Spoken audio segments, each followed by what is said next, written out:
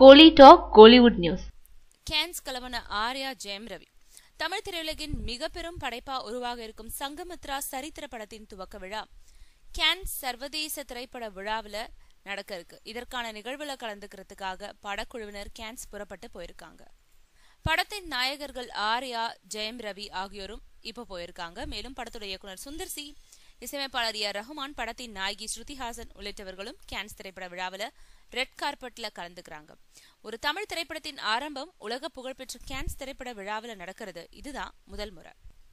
விமான பயணத்தின் செல்ஃபி புகைப்படங்களை ஆர்யா, ஜெயம் ரவி ட்விட்டர்ல வெளியிட்டிருக்காங்க. அதுல ஜெயம் ரவி தன்னோட மனைவி ஆர்த்தியோட இருக்கும் படத்தை மட்டும் முதல்ல வெளியிட்டாரு. அதுக்கு ஆர்யா, உங்களுக்கு சீட் கொடுத்ததே நான் தான், புகைப்படத்துல நான் எங்க, கேன்ஸ்ல என்னோட உதவி தேவைப்படும்னு கேள்வி கேட்டிருந்தாரு. அதுக்கு பதில் கொடுத்த ஜெயம் ரவி, கேன்ஸ்ல எங்களை அடிக்கடி தொந்தரவு செய்ய போறது ஆர்யா தான், இருந்தாலும் எங்களோட டார்லிங் ஆர்யான்னு போட்டிருக்காரு.